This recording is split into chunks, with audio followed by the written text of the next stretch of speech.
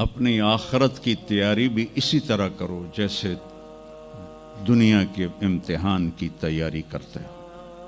آپ نے حضرت علی کا ہاتھ پکڑا اور یوں اپنے سینے سے لگا لیا اور فرمایا اترضی ان یکون منزلک مقابل منزلی، علی تجھے مبارک ہو، جنت میں تیرا گھر میرے گھر کے سامنے ہے۔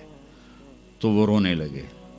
لیکن یہی علی جن کو خوشخبری ملی ہے کہ تیرا گھر میرے گھر کے سامنے ہوگا، کسی کو یہ خوشخبری نہیں ملی سوائے مولا علی کے، وہ رات کی مناجات میں روز تڑپتے روتے ہوئے یہ کہتے تھے آہن آہ من قلت الزاد و بعد السفر و وحشت الطریق، ہائے اللہ، ہائے اللہ، ہائے اللہ، میرے پاس عمل تھوڑا ہے۔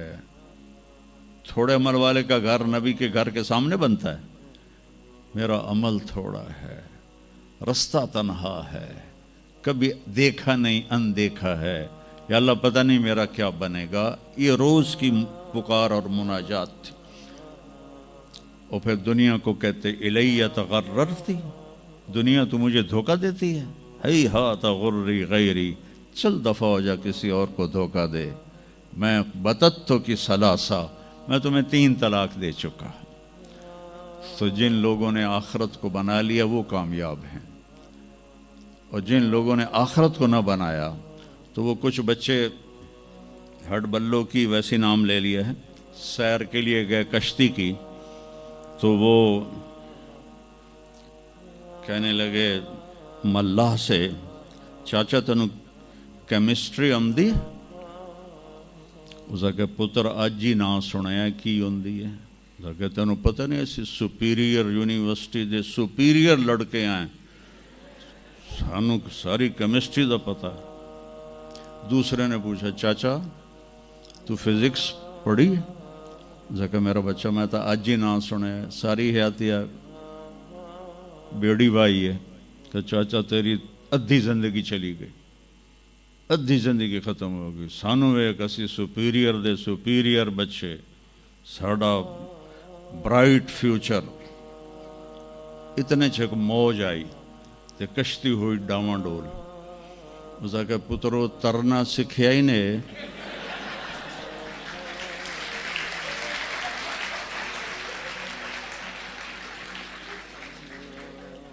وہ آکھن لگے کوئی نہیں سکھیا، سوئمنگ پول کوئی نہیں سپیریئر ہے۔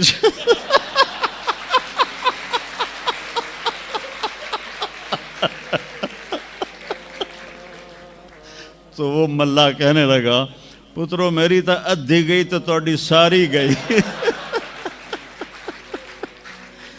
تو میرے بچوں، مرتے وقت ایسا نہ ہو کہ تم کہہ رہے ہو ساری برباد ہوگی۔ اپنی زندگی، اپنے نبی کی زندگی پڑھو۔ چند تو فرائض ہیں جو میں نے ابھی پہلے گنائے ہیں، اس کے علاوہ سچ انسان کو عزت دیتا ہے، دیانتداری انسان کو عزت دیتی ہے، رزق حلال انسان کو بلند مقام باوقار بناتا ہے، اور اچھے اخلاق فرشتوں سے بھی اوپر اس کو لے جاتے ہیں۔ آپ نے فرمایا جس کے اخلاق اچھے ہوں گے میں جنت الفردوس میں گھر لے کر دوں گا۔ تو نماز کی عادت ڈالو۔ کچھ بچے جی نہیں پڑھی جاندی، کوئی دن میں کوئی ایک نماز ضرور پڑھو، جمعہ پڑھو، ایک نماز ضرور، پھر وہ 2 ہو جائیں گی، پھر وہ 3 ہو جائیں گی، پھر وہ 4 ہو جائیں گی، پھر وہ 5 ہو جائیں گی۔ میں نے جتنوں کو بھی یہ نسخہ بتایا وہ سارے اللہ کے فضل سے، گورنمنٹ کالج میں میرا تھا ساتھی، تو وہ پھر شفٹ ہو گیا انگلینڈ، تو کوئی 40-45 سال بعد اس سے ملاقات ہوئی، یہاں پاکستان آیا ہوا تھا۔ تو میں نے کہا کہ نماز پڑھتے ہو؟ کہنے لگا نہیں۔ جمعہ؟ کہنے لگا نہیں۔ تو میں نے کہا اچھا ایسا کرو، ایک نماز شروع کر دو اور ایک جمعہ شروع کر دو۔ یہ ایک فرد کا واقعہ نہیں، ایسے میں ہزاروں بچوں پر بچیوں پر تجربہ کر چکا ہوں، اور وہ 5 وقت کے نمازی بن گئے۔ تو 2 دن کے بعد فون پہ بات ہوئی تو کہنے لگا یار تو مینو ایک دسی آئی میں تو پنجے شروع کر دیتی ہیں. وہ ڈرنکنگ بھی کرتا تھا, کالج کے زمانے میں بھی کرتا تھا. کہنے لگا لو جب میں نے نماز شروع کی تو میں نے کہا میری توبہ, میں شراب کو بھی ہاتھ نہیں لگاؤں گا. نماز ایسی چیز اپنی زندگی. اگر کسی کے لیے رخصت ہوتی تو حضرت امام حسین علیہ السلام کے لیے رخصت ہوتی میدان کربلا میں. لیکن کیا جنت کے سردار, جنت کے نوجوانوں کے سردار, اور جنگ سے پہلے اونگ آ گئی اور آنکھ کھلی تو مسکرانے لگے. تو بہن زینب علیہ السلام نے پوچھا یہ کوئی ہسن دا ٹائم ہے, اتنی تو مصیبت آئی کھڑی. کہا بہن اللہ کے نبی خواب میں آئے ہیں, فرما رہے ہیں بیٹا میں لینے کے لیے آ چکا ہوں. تو اب یہ نماز نہ پڑھتے تو ٹھیک تھا, اتنا تو قتل و غارت چل رہا تھا. لیکن جو ہی ایسے سورج ڈھلا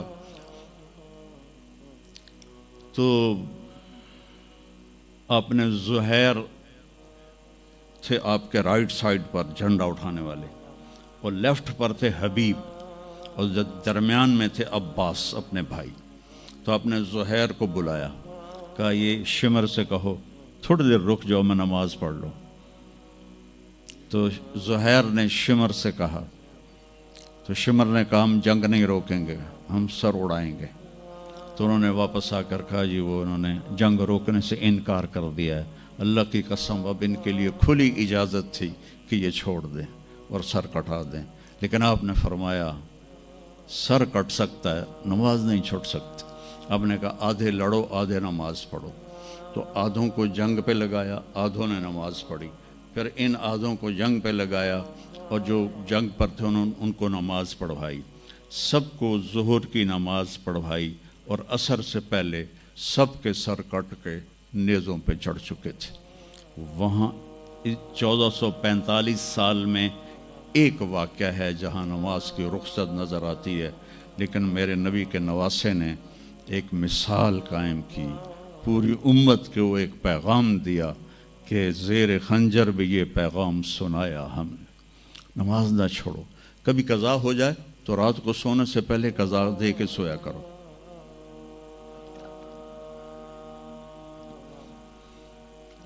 آپس میں کوئی لڑے ہوئے ہو تو کم از کم آج اتنی میری مان کے اٹھنا کہ صلح کر لینا. یہ کوئی بچیاں آپس میں کسی سے بول چال بند ہو, یا آپ بچوں کی آپس میں کوئی بول چال بند ہو, تو ایک دوسرے کو معاف کر دینا. اس سے آپ کے دلوں میں علم کی روشنی زیادہ آئے گی. آپ کے دل میں بغض ہوگا تو علم آئے گا نہیں. تو اگر اپنے حافظے کو اچھا کرنا ہے, اگر اپنے حافظے کو, تو دل سے سب کی نفرت نکال دو, اور پیٹ بھر کے کھانا نہ کھاؤ, اور اپنی نظروں کی حفاظت کرو. آپ کا حافظہ 16 سال والا رہے گا 70 سال تک. حافظے کو خراب کرنے والی یہ چیزیں ہیں. پھر جن سے پڑھتے ہو ان کو عزت دو, ان کا ادب کرو, ان کا احترام کرو. باب العلم ہے حضرت مولا علی کا, میں غلام ہوں اس کا جو مجھے ایک لفظ نہیں ایک حرف, جو مجھے ایک حرف بھی سکھا دے علم کا, میں اس کا غلام ہوں. تو جو آپ کے ٹیچر ہیں یا لیڈی ٹیچر ہیں, وہ آپ کو جو کچھ بھی پڑھاتے ہیں, ان کا احسان ہے آپ پر. آپ ان کو عزت دیں, ان کو احترام دیں. ان میں سے کوئی دعا دے دے گا, آپ کا کام بن جائے گا. تو میں اسکول میں تو دعائیں لے نہ سکا استادوں کی, لیکن جب میں مدرسے میں داخل ہوا تو میں نے اپنے سارے استادوں کی دعا لی ہوئی ہے, ان کی عزت اور ان کے احترام سے.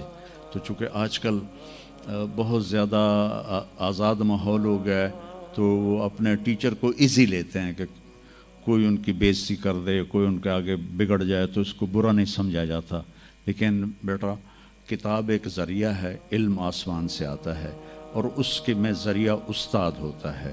اور استادوں کو بھی کہتا ہوں کہ اپنے منصب کا خیال رکھو, اور اپنے پڑھانے کو اپنا فریضہ سمجھ کے ادا کرو. سر سے اتارنے والا کام نہ کرو, اور بھاگا دوڑی والا کام نہ کرو, بلکہ اپنی نسل کو تیار کرو.